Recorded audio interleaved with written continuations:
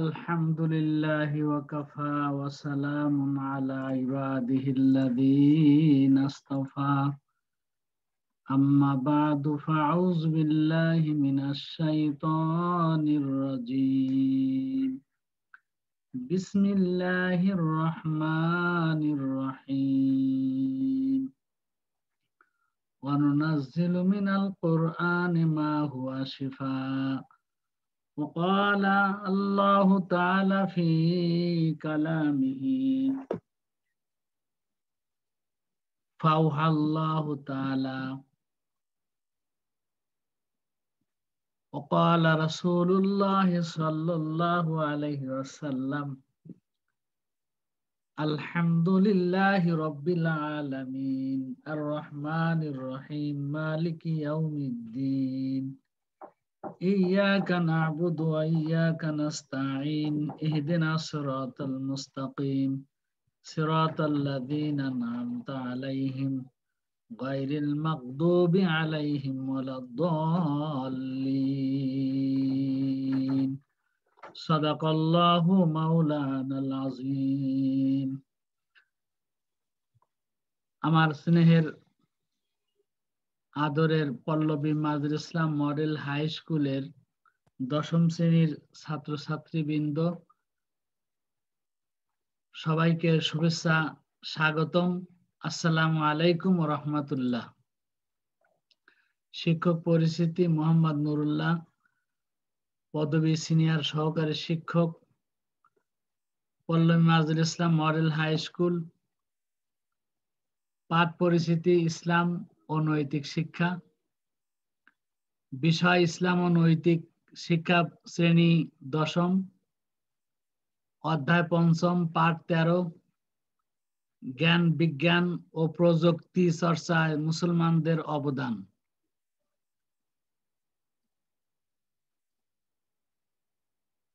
একটা চিত্র আপনারা দেখতে পাচ্ছেন। নিচের ছবিতে কি দেখতে পাচ্ছেন আপনারা? দেখা যাচ্ছে চিকিৎসক অর্থাৎ ডাক্তার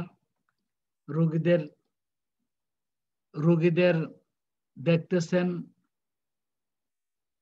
এবং তাদের তাপমাত্রা নির্ণয় করতেছেন, রোগ নির্ণয় করা হচ্ছে, তার প্রেসার কেমন আছে দেখতেছে। এভাবে রোগ নির্ণয় করে তারপরে তাদের ওষুধপত্র দেওয়া হবে। তাই চিকিৎসা শাস্ত্রে মুসলমানদের অবদান আছে কি? অবশ্যই আছে। হ্যাঁ, নিশ্চয়, এতে কোনো সন্দেহ নাই। পূর্ব যুগেও ছিল, এখনো আছে, কিয়ামত পর্যন্ত মুসলমানদের অবদান থাকবে এবং বেশি থাকবে। আগেও বেশি ছিল মুসলমানদের অবদান। ডাক্তার রোগীকে চিকিৎসা দিচ্ছে।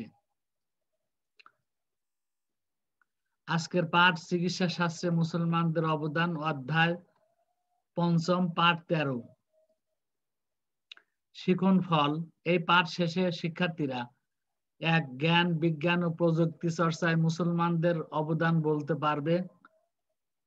2, চিকিৎসা শাস্ত্রে মুসলমানদের অবদান বর্ণনা করতে পারবে। চিকিৎসা শাস্ত্রে মুসলমানদের অবদান অবিস্মরণীয়। আধুনিক চিকিৎসা বিজ্ঞানের উন্নতির মূলে রয়েছে মুসলমানদের অবদান। যাদের অবদানের কারণে চিকিৎসা শাস্ত্র উন্নতির শিখরে পৌঁছেছে, তাদের মধ্যে উল্লেখযোগ্য হলেন আবু বকর আল রাজি, আল বিরুনি, ইবনে সিনা, ইবনে রুশদ প্রমুখ। আরো অনেক চিকিৎসক রয়েছে, চিকিৎসা বিজ্ঞানী রয়েছে। এখানে চিকিৎসা শাস্ত্রে মুসলমানদের অবদানের মধ্যে প্রথম ছবি আপনারা দেখতেছেন, আবু বকর মুহাম্মদ ইবনে জাকারিয়া আল রাজি, পুরা নামটা তার এই।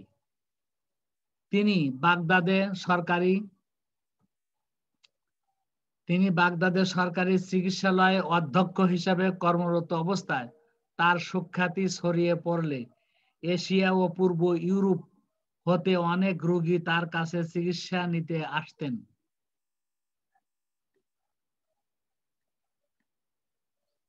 তার নাম মুহাম্মদ, উপনাম আবু বকর, পিতার নাম জাকারিয়া।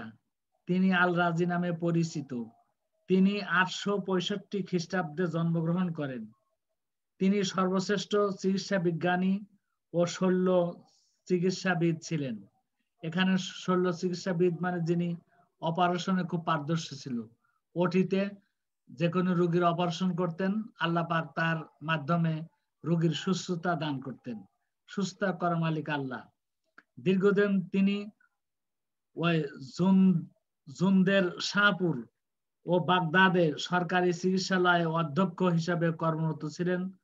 তৎকালে তার সুনাম ও সুখ্যাতি চতুর্দিকে ছড়িয়ে পড়লে পশ্চিম এশিয়া ও পূর্ব ইউরোপ থেকে অনেক রোগী তার নিকট আসতেন। শল্য চিকিৎসায় আল রাজি ছিলেন তৎকালের শ্রেষ্ঠ ব্যক্তি।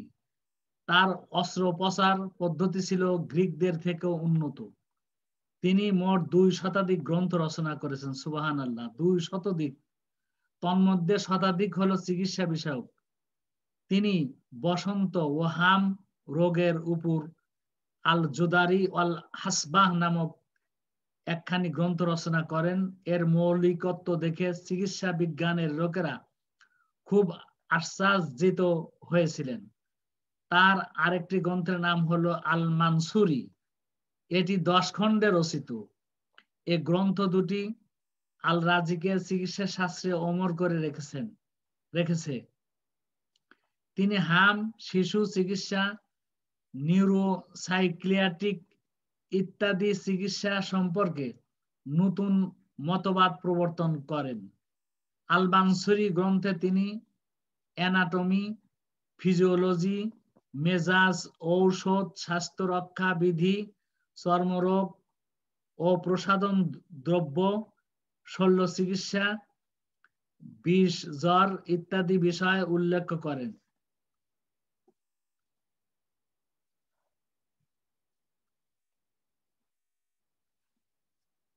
চিকিৎসা শাস্ত্রে আরেকজন অনেক বিখ্যাত ব্যক্তিত্ব, যার নাম বুরহানুল হক আবু রায়হান মুহাম্মদ ইবনে আহমদ আল বিরুনি, সংক্ষেপে আল বিরুনি নামে পরিচিত। আমাদের বাংলাদেশেও ওনার নামে একটা হাসপাতাল আছে, যেটা হলো আল বিরুনি হাসপাতাল, ফার্মগেটের আল রাজি হাসপাতাল আছে। ইনিও একজন বড় মানের চিকিৎসক ছিলেন। তিনি আল উস্তাদ, মহামান্য শিক্ষক নামে খ্যাতি অর্জন করেন। উস্তাদ মানে হলো শিক্ষক আর কি। আল উস্তাদ অর্থাৎ মহামান্য শিক্ষক। আল উস্তাদের বাংলাটা হলো মহামান্য শিক্ষক নামে খ্যাতি অর্জন করেন। তিনি ভূগোলের অক্ষরেখার পরিমাপ বর্ণনা করেন। তিনি প্রথম প্রমাণ করেন যে পৃথিবী গোলাকার। আর এই মহামানবরা শুধু একটা বিষয় পারদর্শী না, বিভিন্ন বিষয়ে তার পারদর্শী থাকেন আর কি। ভূগোলের উপরে অনেক বড় পারদর্শী চিকিৎসক ছিলেন। তিনি প্রমাণ করেন যে পৃথিবী গোলাকার। প্রথম তিনি প্রমাণ করেন যে পৃথিবী গোলাকার। তিনি মধ্যযুগীয় শ্রেষ্ঠ পণ্ডিত ও দার্শনিক ছিলেন। তিনি দার্শনিকও ছিলেন।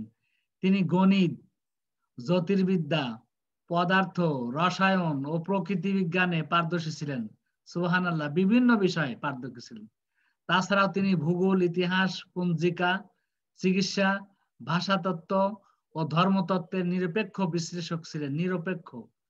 তার লিখিত গ্রন্থের মধ্যে আল আসরারুল বাকিয়া এবং আনিল কুরআনিল খালিয়া অন্যতম।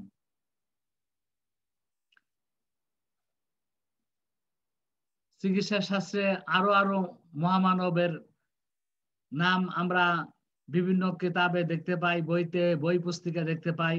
আপনাদের পাঠ্য বইও আছে। আবু আলী আল হুসাইন ইবনে আবদুল্লাহ ইবনে সিনা। বাংলাদেশে ইবনে সিনার ওনার নামে হাসপাতাল রয়েছে, ইবনে সিনা হাসপাতাল। আমাদের মিরপুরেও একটা শাখা আছে, ধানমন্ডিতেও আছে ইবনে সিনা। তিনি 10 বছর বয়সে কোরআনের হিফজ করেন। সুবহানাল্লাহ, 10 বছর বয়সে কোরআন হাফিজ হয়ে যায়। আর এই চিকিৎসা সম্পর্কে আল্লাহ পাক কোরআনকে বলেছেন, অনুনাজ্জিলু মিনাল কুরআনে মা হুয়া শিফা। আমি কোরআনের মধ্যে শিফা রেখেছি। এই কোরআন অধ্যয়ন করে কোরআনের মধ্যে যে ওই শিফা নামক অর্থাৎ আরোগ্য নামক যত আয়াত আছে সে আয়াতের উপর গবেষণা করে তিনি বড় ডাক্তার বড় চিকিৎসক হয়েছিলেন। সুবহানাল্লাহ। যেহেতু তিনি জানেন তিনি মুসলমান সেজন্য খুব রিসার্চ করছে যে আল্লাহ বলছেন ওয়ানুনাজ্জিলু মিনাল কুরআনি মা হুয়া শিফা, কোরআনটা হলো শিফা। আর হুজুর সাল্লাল্লাহু আলাইহি সাল্লাম সূরা ফাতিহার বেশ কয়েকটা নাম আছে, তার একটা নাম হলো শিফা। এই শিফা এই পানিতে আলেমরা আল্লাহর ওলিরা ফু দিয়ে খাওয়ালে অনেক সময় অনেক রোগ ভালো হয়ে যায়, অনেক কাজ করা যায়। তাই এই ফাতিহার একটা নাম তো, ফাতিহা নাম তো ওই ভূমিকা, বাংলা হলো ভূমিকা, আর ইংলিশে বলে দি ওপেনিং, মানে ভূমিকা আর কি। তাই এই ফাতিহার একটা নাম হলো শিফা, গোটা সূরাটাই একটা শিফা, 7টা আয়াত একটা শিফা, সপ্ত স্তবক বলা হয়। আল্লাহ পাকের বিশাল নিয়ামত এই উম্মতের জন্য আল্লাহ দান করেছে, যা আমি আপনাদের সামনে তেলাওয়াত করেছি। তাই চিকিৎসা শাস্ত্রে তার রচিত আল কানুন ফি তিব একটি অমর গ্রন্থ। তিব মানে ঔষধ, মেডিসিন, কানুন মানে নিয়ম কানুন, অর্থাৎ কানুন ফি তিব একটি অমর গ্রন্থ চিকিৎসা শাস্ত্রের। ডক্টর ওসলার, একটা অমুসলিম ডাক্তার, ডাক্তার ওসলার এই গ্রন্থটিকে চিকিৎসা শাস্ত্রের বাইবেল বলে উল্লেখ করেন। একটা খ্রিস্টান ডাক্তার, তিনি ইনার সম্বন্ধে ইবনে সিনার এই আবিষ্কার সম্পর্কে তিনি বলছেন, এই খ্রিস্টান ডাক্তারটা যে চিকিৎসা শাস্ত্রের বাইবেল বলে উল্লেখ করেন। ইবনে সিনা তিনি কোরআনের হাফেজ, দার্শনিক, চিকিৎসক, গণিতবিদ ও জ্যোতির্বিদ্যায় পারদর্শী ছিলেন। চিকিৎসা শাস্ত্রে অসামান্য অবদানের জন্য তাকে আধুনিক চিকিৎসা শাস্ত্রের জনক বলা হয়। সুবহানাল্লাহ। আপনারা মনে রাখবেন যে আধুনিক চিকিৎসা শাস্ত্রের জনক কাকে বলা হয়। আপনারা একবার চোখ বন্ধ করে বলে দেবেন যে ইবনে সিনা, ইবনে সিনা। চিকিৎসা শাস্ত্রে রচিত আল কানুন ফি তিব একটি অমর গ্রন্থ, অমর গ্রন্থ, যা একবার কিয়ামত পর্যন্ত এটাকে মানুষ স্মরণ করবে এবং গবেষণা করবে যে এত বড় মহাজ্ঞানী মহাবিজ্ঞানী কি লিখে গেছেন এই চিকিৎসা শাস্ত্রের জন্য। সেই বই দেখে দেখে হাজার হাজার না লক্ষ লক্ষ ডাক্তার কিয়ামত পর্যন্ত তৈরি হবে, ইনশাআল্লাহ চিকিৎসক পয়দা হবে। চিকিৎসা শাস্ত্রে মুসলমানদের অবদান সম্পর্কে আরো বিজ্ঞানীদের নাম রয়েছে, চিকিৎসকদের নাম রয়েছে। এখানে একটা চিত্র দেখতেছেন, ইবনে রুশদ, আবু ওয়ালিদ মুহাম্মদ ইবনে আহমদ ইবনে রুশদ, সংক্ষেপে ইবনে রুশদ নামে পরিচিত। তিনি স্পেনের কর্ডোবা জন্মগ্রহণ করেন। এই স্পেনটা 800 বছর পর্যন্ত মুসলমানরা শাসন করছে, 800 বছর পর্যন্ত। জ্ঞান ও বিজ্ঞানে পৃথিবীর শ্রেষ্ঠতম স্থান ছিল স্পেন। সেই স্পেনকে গড়ছে হলো মুসলমানরাই। শিক্ষা বিজ্ঞানে কর্ডোবা হলো মুসলমানদের রাজধানী ছিল আর কি, ওই স্পেনের রাজধানী। এখন মুসলমানদের তারা ওই আবার খ্রিস্টানরা এটা দখল করে নিয়েছেন মুসলমানদের হাত থেকে। চিকিৎসা শাস্ত্রে তার রচিত গ্রন্থের নাম হলো কুল্লিয়াত, কুল্লিয়াত ইবনে রুশদের। ইবনে রুশদ তিনি বহু প্রতিভার অধিকারী ছিলেন। পদার্থ, রসায়ন, জ্যোতির্বিদ্যা, চিকিৎসা ও দর্শন শাস্ত্রে অসামান্য অবদান রাখেন। তিনি এরিস্টটলের গ্রন্থসমূহ আরবিতে অনুবাদ করেন। তিনি বিভিন্ন বিষয়ে অসংখ্য গ্রন্থ রচনা করেন। তার রচিত আল জামি গ্রন্থটি জ্যোতির্বিদ্যা, দর্শন ও চিকিৎসা শাস্ত্রের জন্য বিখ্যাত। কঠিন কঠিন কিতাব তারা রচনা করছেন এই চিকিৎসা শাস্ত্রে, আরো আরো বিভিন্ন দর্শন শাস্ত্রে, এবার জ্যোতির্বিদ্যায়, পদার্থ, রসায়ন, এ সমস্ত ক্ষেত্রে তারা অত্যন্ত খ্যাতিমান।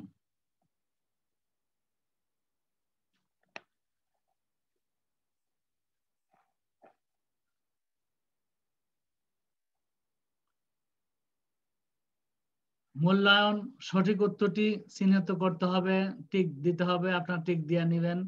চিকিৎসা শাস্ত্রে সর্বপ্রথম কাদের অবদান উল্লেখযোগ্য?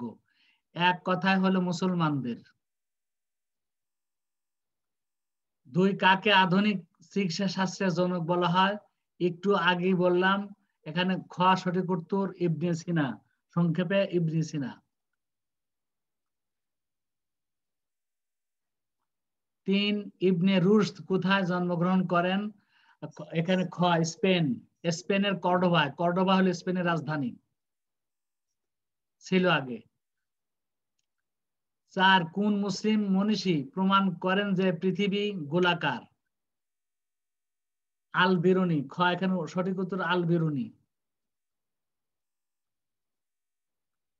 5 চিকিৎসা বিজ্ঞানে মুসলমানদের অবদান দ্বারা প্রমাণ করে তারা: 1 বিজ্ঞান ও প্রযুক্তি উৎকর্ষতা, 2 জ্ঞান গরিমার দক্ষতা, 3 নীতি ও শিক্ষার উৎকর্ষতা।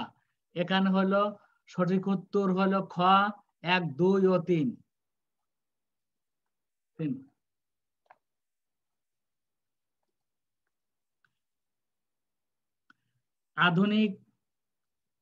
আধুনিক চিকিৎসা বিজ্ঞান মধ্যযুগের মুসলমানদের চিকিৎসা বিজ্ঞানের কাছে অনেক ঋণী। আমরা কথাগুলো খুব খেয়াল করে শুনি, এই দুইটা কথা। আধুনিক চিকিৎসা বিজ্ঞান মধ্যযুগের মুসলমানদের চিকিৎসা বিজ্ঞানের কাছে অনেক ঋণী। মুসলমানদের ওই অবদান না থাকলে আজকে চিকিৎসা বিজ্ঞান এত দূর আসতে পারত না। আমরাও চিকিৎসা শাস্ত্র নিয়ে গভীর অধ্যয়ন করে চিকিৎসা বিজ্ঞানকে সহজতর করে তুলব। চিকিৎসা শাস্ত্রে মুসলমানদের অবদান ইতিহাসের পাতায় উধাও, তা পুনরুদ্ধারের জন্য মুসলমানদের কি কি করণীয় তা উল্লেখ করো। আমরা এটা ভালো করে আপনারা একটু শুনুন। বাড়ির কাজটা হলো, চিকিৎসা শাস্ত্রে মুসলমানদের অবদান ইতিহাসের পাতায় উধাও, তা পুনরুদ্ধারের জন্য মুসলমানদের কি কি করণীয় তা উল্লেখ করো। প্রশ্নটা অত্যন্ত সুন্দর এবং চিন্তার সাথে ভালোভাবে পড়াশোনা করতে হবে। আরো মেডিকেল সায়েন্স আরো দেখতে হবে। আরো আপনারা বই পড়বেন, ডাক্তার দরকার হয় ডাক্তারদের সাথে একটু সময় নিয়ে আরো শিখবেন।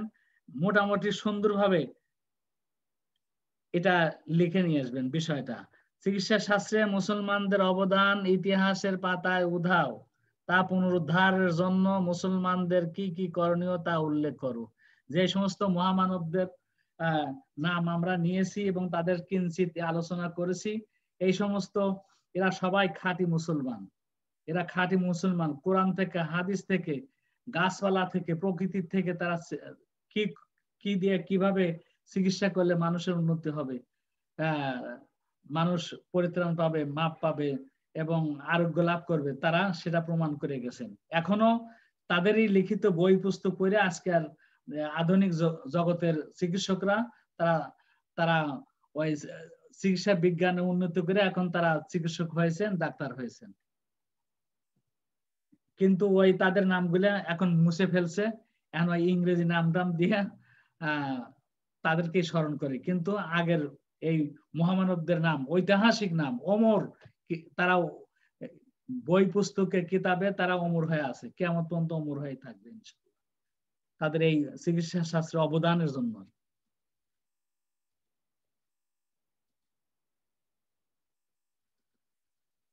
সবাই সুস্থ থাকুন, ভালো থাকুন, পাক সাফ থাকুন।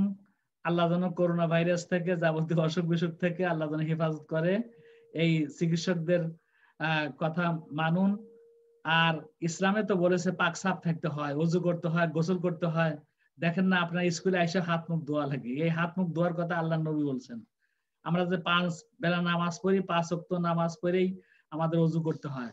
বাথরুম টয়লেটে গেলেও আমরা ওযু করে বের হতে হয়।